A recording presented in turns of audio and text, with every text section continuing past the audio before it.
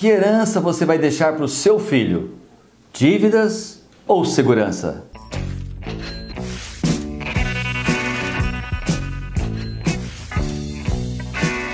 Antes de entrar nesse tema, não fique em dívida comigo. Compartilhe esse vídeo, deixe o seu like, não esqueça do sininho para receber os meus próximos vídeos. Eu tenho me deparado com muitas situações de grandes problemas com relação ao endividamento das famílias. Tem muita gente deixando dívidas como herança para os seus familiares. Isso certamente não é nada bom. Mas também tem aqueles que conseguem fazer com que o seu patrimônio seja realmente próspero e leve este para os próximos sucessores. Estou falando dos herdeiros. Quais são os erros que as pessoas mais cometem ao deixar de planejar essa sucessão, ou seja, essa herança? Primeiro, sem dúvida, é a ausência do próprio planejamento. Como é que eu estou adquirindo meus bens móveis, imóveis, os meus investimentos líquidos? Como é que está sendo isso? Como eu tenho feito esse processo? E outro ponto aqui de um erro muito grave é que esse patrimônio muitas vezes não corresponde ao patrimônio fiscal. Eu estou falando aquilo que você declara no imposto de renda. Tem sido um problema porque, lembre-se, lá quando tiver o inventário, um dia nós partiremos dessa terra e alguém vai ficar com esses bens, todos esses direitos que ela tem. E esse problema fiscal tem sido o erro de muitas famílias. Acontece que quando você tem um inventário onde essas duas partes não correspondem, a parte fiscal com a parte real, você terá um atraso, um problema de retificar todas as declarações, e aí entra o lado também do lastro. Que lastro é este que eu não coloquei esse bem lá no meu imposto de renda? Você pode inclusive cair na malha fina do leão. Estou falando do imposto de renda mesmo. E os seus herdeiros terão que pagar a tributação arbitrada pela Receita Federal. Outro problema é a manutenção desses patrimônios, desses bens. Por exemplo, estou falando aqui de um imóvel ou vários imóveis.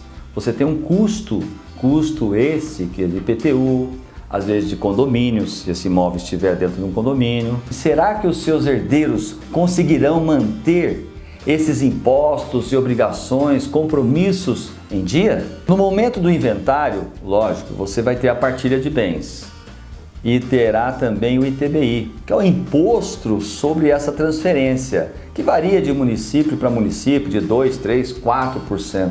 Isso tudo tem levado muita gente a ficar devendo, porque não tem o dinheiro para fazer essas transferências. E aí fica totalmente congestionado essa partilha e o tempo é um agente que vai trazer mais problemas ainda. Lembre-se, você não poderá nem vender esse imóvel porque você não tem ele regularizado dentro da sua própria partilha. Além dos impostos e compromissos, tem também a manutenção desses imóveis. Imagine que você tem que locar, às vezes está sem locação ainda, você vai ter que locar esse imóvel e você vai ter que fazer uma reforma, uma melhoria.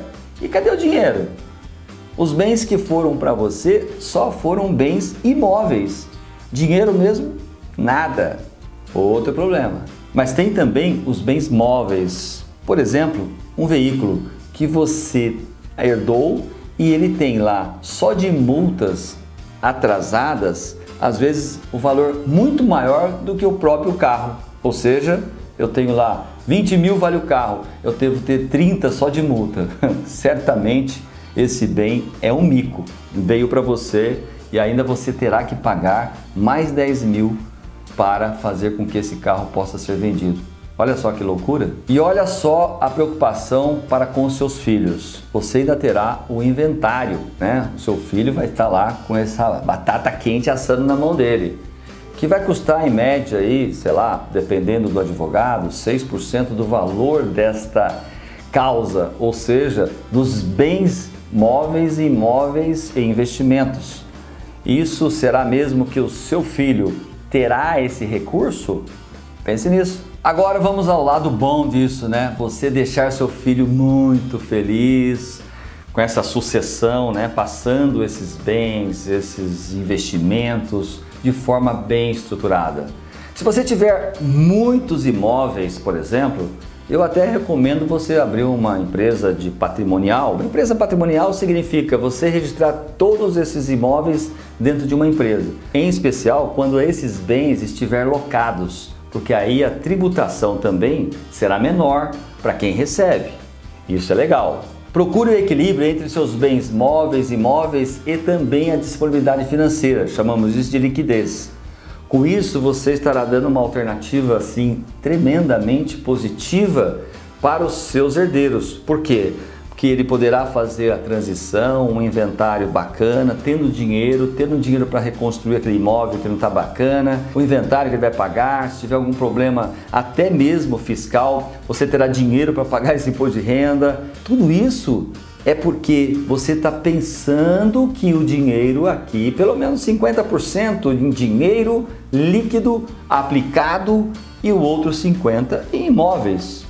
Nada errado, muito pelo contrário, você está deixando aí um grande patrimônio e principalmente liquidez, porque na hora mesmo de um inventário, se você não tiver recursos financeiros, fica muito difícil de fazer essa transição dos bens que eram seus para os seus herdeiros. Além da possibilidade de, caso você tenha muitos imóveis e bens, ter uma empresa patrimonial totalmente registrada, isso é bacana porque quando você tiver um inventário, só as cotas dessa empresa serão objeto do seu próprio inventário e aí ficará mais fácil até mesmo para aqueles advogados. Mas tem uma saída que tem sido muito utilizada, que é você pegar os imóveis e fazer uma transferência já com usufruto para os seus filhos. Então você tem lá 5 imóveis, você tem 3 filhos, aí você faz uma equação logicamente justa, reúne-se com eles e fala assim, olha, eu vou fazer aqui uma partilha em vida, olha que coisa bacana, todos juntos, consensualmente, todos entendendo que os valores dos imóveis têm que vir para a mesa, e aí eu fico com esse, você fica com 2 aquele, ou seja, você está consensando em vida e vai ter aí o usufruto, ou seja, só quando você partir dessa vida que eles poderão utilizar-se e se empoderar efetivamente desse imóvel. Observando ainda as locações que ele tem, que também tem que constar lá que enquanto você tiver vida, essa locação, que é uma receita, uma renda sua, estará garantida até você partir desta vida para outra. Quero aqui chamar a sua atenção com relação aos seus investimentos, em especial quando se trata de dinheiro. Você pode ter uma offshore declarada fora do país, mas é sempre recomendável que você tenha um tutor. Pessoas essas que você confie, lógico, na sua ausência, essa pessoa saiba exatamente o que fazer. Tem muita gente que guarda sobre segredo assim de 7 chaves e quando ela vem a faltar, efetivamente não se acha nada. Problema, né? Para finalizar esse vídeo, eu quero aqui recomendar que você tenha sim uma reunião familiar, falando um pouco sobre esse tema transferência de bens pós-morte. Estou falando isso para o seu bem, para o bem da sua família e principalmente dos seus sucessores. Com isso, você estará tranquilo para fazer essa sucessão. E aí sim, não deixar dívidas, e sim segurança.